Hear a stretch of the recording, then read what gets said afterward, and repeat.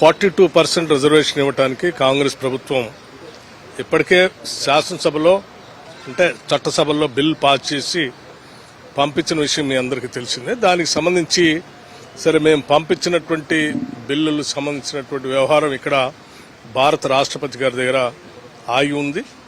ఈ లోపల హైకోర్టు ఇచ్చినటువంటి ఆదేశాల మేరకు సెప్టెంబర్లో ఎన్నికలు నిర్వహించాలని 31 లోపల కంప్లీట్ చేయాలన్నటువంటి ఆలోచన వారు ఇచ్చినటువంటి ఆదేశం.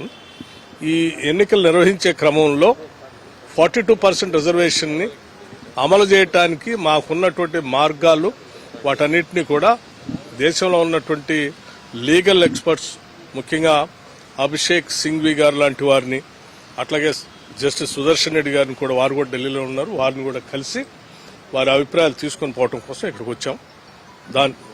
అక్కడికి వెళ్తా ఉన్నారు.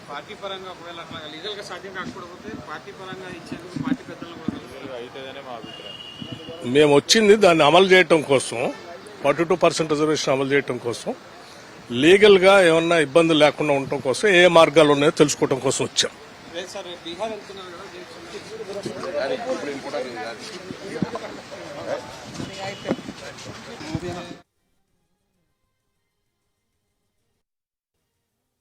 తెలంగాణ ప్రభుత్వం ఇప్పటికే బిల్లులు పాస్ చేసి భారత రాష్ట్రపతి గారికి పంపించిన అంశం కూడా మీకు తెలిసిందే.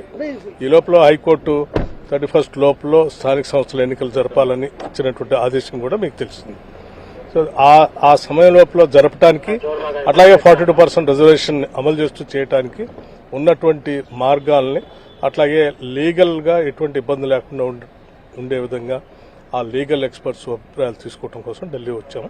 ముఖ్యంగా అభిషేక్ సింఘ్వి గారిని అట్లాగే జస్టిస్ సుదర్శన్ రెడ్డి గారిని కూడా కలిసి వారి అభిప్రాయాలు తీసుకుంటాం. ఓబీసీలకు ఇవ్వాలనేటువంటి ఆలోచనతో తెలంగాణ ప్రభుత్వం ఇప్పటికే బిల్లులు పాస్ చేసి భారత రాష్ట్రపతి గారికి పంపించిన అంశం కూడా మీకు తెలిసిందే. ఈ లోపల హైకోర్టు 31 లోపల స్థానిక సంస్థల ఎన్నికలు జరపాలని ఇచ్చినటువంటి ఆదేశం కూడా మీకు తెలిసింది. సో ఆ సమయంలో